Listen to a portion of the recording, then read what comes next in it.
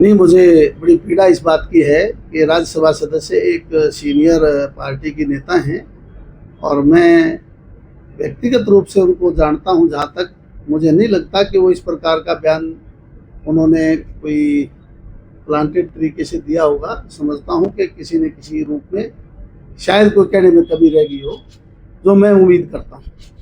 परंतु अगर उन्होंने ऐसी बात कही है और जो लोगों में गई है, इससे न केवल मैं आहत हूँ बल्कि हरियाणा और हिंदुस्तान के लाखों लोगों को इस बात की पीड़ा है कि स्वर्गीय चौधरी भजन लाल जी एक ऐसे व्यक्ति थे जो अहिंसा के पुजारी थे और यहाँ भी वो 36 बिरादरी को साथ दे के चलने की उनमें क्षमता थी। सबको जोड़ने का काम करने वाले व्यक्ति थे। कभी भी उन्होंने गुंडागर्दी या बदमाशी करने का ना प्रयास किया, ना होने दी। उन्होंने हर संभव प्रयास उनका रहा कि कहीं उनके राज्य में जब वो प्रदेश के मुख्यमंत्री थे, वो हर संभव प्रयास करते थे कि बदमाशी का यहाँ कोई ठिकाना नहीं था और बड़े खुले तौर पे कहते थे कि हाँ, अगर कोई बदमाशी करेगा तो वही हरियाणा प्रदेश में नहीं रहेगा। उनका भाषण अगर आप सुनेंगे तो कहता था, मेरे इस राज्य में रात को 100 तोड़े सोना पहन करके भी कोई औरत निकलेगी तो उसके साथ गुंडागर्दी नहीं हो सकती। ये भाषण पुराना उनका मैं सुनता था। तो बंसीलाल जी भी इसी तरह के इंसान थे। वो अच्छे प्रशासक थे और कभी भी उन्होंने हिंसा की बात नहीं की।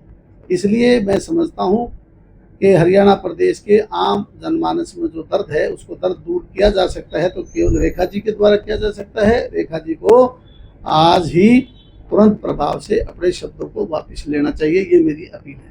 जब पंचकुला से चंद्रमोहन बिश्नोई जो है वो कांग्रेस के विधायक हैं और निगम के चुनाव भी चल रहे हैं निकाय के, तो क्या आपको लगता है कि चुनावी स्टंट है, इसलिए जानबूझकर ऐसा बयान दिया गया? मैं इस विषय में ज्यादा तफसील से कुछ नहीं कह पा रहा हूँ। मैं केवल अपने मर्यादा में रह के केवल मात्र एक बात मैंने कही है जो उसको दोहराने की आवश्यकता नहीं समझता। मैं पुनः कहता हूँ कि अगर वो वापस कोई अपने शब्दों को नहीं लेती है तो हमें पीड़ा रहेगी और मैं प्रदेश के माननीय मुख्यमंत्री जी से और हमारे प्रदेश अध्यक्ष बड़ौली साहब से और हमारे प्रभारी महोदय से भी मैं बात करूंगा। प्रदेश के प्रभारी हैं सतीश पूनिया जी, और केंद्रीय नेतृत्व में मैं हमारे आदरणीय खट्टर साहब से भी बात अवश्य करूंगा। अपने पक्ष को रखूंगा, लोगों की जन भावना है उसको रखूंगा। मुझे लगता है कि उस बात से कुछ बात निकल के आएगी। जब कुछ दिन पहले जिस तरीके से हिसार में दुष्यंत चौटाला के साथ जो कुछ भी हुआ, उसके बाद जो कुछ भी सारा का सारा प्रकरण चला, कैसे देखते हैं आप? मैंने ज़्यादा कोई वीडियो उनकी देखी नहीं, परंतु जो भी आम आदमी से हम बातचीत सुनते हैं वो इस प्रकार की घटनाएं नहीं होनी चाहिए। दुष्यंत जी की तरफ से भी नहीं होनी चाहिए, उनको भी पेशेंस रखना चाहिए था। और प्रशासन ने जो अपने कदम उठाए हैं वो किन कारणों से उनको उठाने पड़े, इस विषय मेरी बात नहीं हुई है। मैं इसके बारे में ज़्यादा कुछ नहीं कह सकता। लेकिन दुष्यंत चौटाला ने सीधे सीधे सरकार और प्रशासन पर सवाल खड़े किए हैं कि ये एसपी के कहने पे सारी चीजें हुई हैं।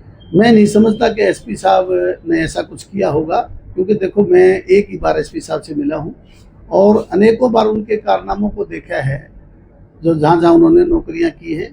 मुझे नहीं लगता कि वो अनजस्टिस करने वाले व्यक्ति हैं, उनकी अच्छी सोच के धनी हैं। मैं दुष्यंत जी हूँ चाहे उनके भाई हों दिग्विजय जी, मैंने भी उनसे टेलीफोन पे बात की थी, बातचीत पूछी थी, परंतु तफसील से वो ना बता पाए, ना मेरी कोई बात हुई।